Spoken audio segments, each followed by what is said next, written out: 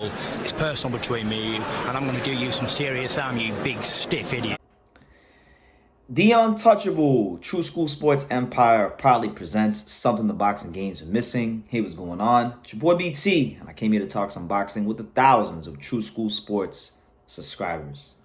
All right, so I wanted to discuss that gentleman above my left shoulder, none other than Mykquan Williams out of East Hartford, Connecticut. You know, I was catching up on the recent Wednesday night Pro Box card. You know, shout out to the fine folks at Pro Box TV, Daniel Rubin, Chris Glover, Chris Algieri, Paulie Malignaggi, and just the whole staff. They do great work. I make it no secret here. Nobody's paying me nothing. I authentically love what they're doing at Pro Box TV.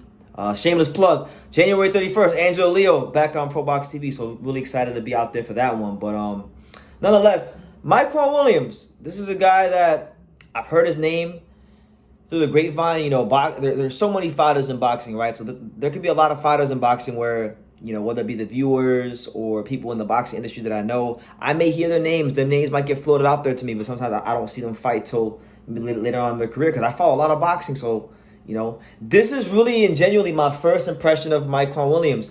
The only reason I even knew his name was because he fought someone that I know pretty well in Trayshawn Wiggins. They fought a couple years ago, and the fight wound up being a draw. That's actually one of the two blemishes on his record, was Trayshawn Wiggins. So I remember when I talked to Trayshawn Wiggins about this man, Trayshawn Wiggins spoke glowingly of him and said, hey, he's a damn good fighter, you know, right? So my first impression of him was him in this main event this past Wednesday. He took on, I just watched it, he took on Ismael Salah's fighter, Luis Feliciano. And, you know, I never spoken to Luis Feliciano, but I've seen him around the Salah's gym before in my trips to Vegas, so I was familiar with his face and whatnot. I know that he's sparred with guys like Ugas and all the fighters that they had to offer at the Salah's Boxing Academy. Big, strong, sturdy guy, you know, very, you know, wide shoulders, long arms. He could probably fight another weight class higher. He's a big 40-pounder. All right, so you know, he's 30 years old. Mike only is 25. You know, this is a very important fight for both men. And I gotta say, you know, one thing about Pro Box, they match their fighters tough, and they genuinely try to match their fighters even. Because one thing you guys must understand, it's about good fighters and great fights at Pro Box. That's the mantra. They don't have a vested interest in any of these guys really, for the most part. And they're just trying to deliver good, entertaining, solid fights. So because of that, a lot of the fights wind up being evenly matched. But if you can show in these kind of fights that you can dominate at this level, then it normally offers you an opportunity as a springboard towards greater things. Like look at Saul Sanchez. Look at now Angelo Leo, who's fighting his second fight in 3 months. He's ranked again. Look at maybe in the past, Jimmy Kelly on the first card they ever did, upset Kanat Islam. He went on to fight Hayam Mongia. So if you can win at the Pro Box level, it bodes well for you. And I got to tell you, man, and I know I'm long-winded, but Mykquan Williams was so impressive in this fight. So impressive in this fight because Feliciano, you could watch him fight and you could see with the size and the wide shoulders that he was a good, competent fighter. You know, guy that was game, guy that was durable, guy that could punch a little bit, guy that was strong. But I saw Mykquan Williams be a step ahead of him every time in this fight. Every time Feliciano tried to press that action on Mykquan Williams, I saw being the sharp counterpuncher, rolling shots, being their ring general, walking him to different sides of the ring and seeing what he was going to do, and then ultimately timing him with big, sharp counterpunches. And he had a clear speed advantage, but he knew how to use his speed, because a lot of times I watch fighters that have speed advantages, but they don't know how to use their speed. They don't know how to change speed on their punches. They don't know how to feint. They don't know. He had all those things. All those things that I look for from fast fighters, he had all those things.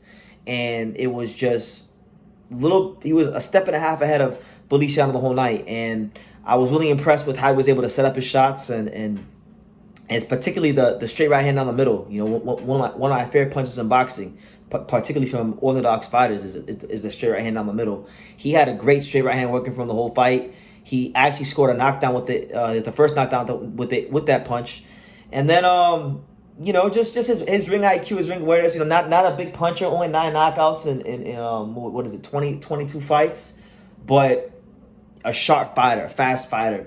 And a guy that with that performance, I can confidently say Mykquan Williams has announced himself as a guy that belongs on the world-class level, a guy that, you know, when you look at the top 15, the guys towards the top, because, you know, the guys at 140, they're not going to fight each other. Like, you know, these guys, they want to, you know, play A side, B side, right? So he's the kind of guy that would actually get a big fight against, you know, maybe one of the champions. But I think, you know, when I look at him on BoxRec, Mykquan Williams right now is ranked number 43 on BoxRec. So when you look at the names ranked in and around him, the guys like Nestor Bravo, the guys like Andy Hiroka, Rohan Polanco, Tiger Johnson, you know, these are the kind of fights I'm looking at for him next. You know, Ernesto Mercado, Sergey Lipinets, Brandon Lee. You know, I want to see him step up to that level because that's the level I think he belongs on.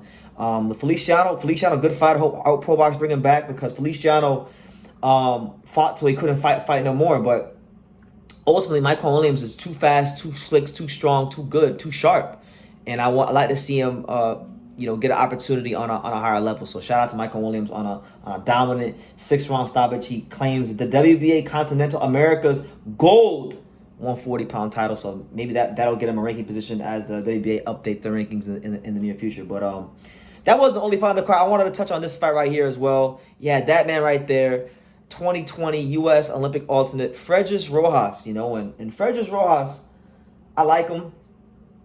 Nice person. I mean, just the salt of the earth. You know, godly man. You know, talks about Jesus all the time. Love him as a person, right?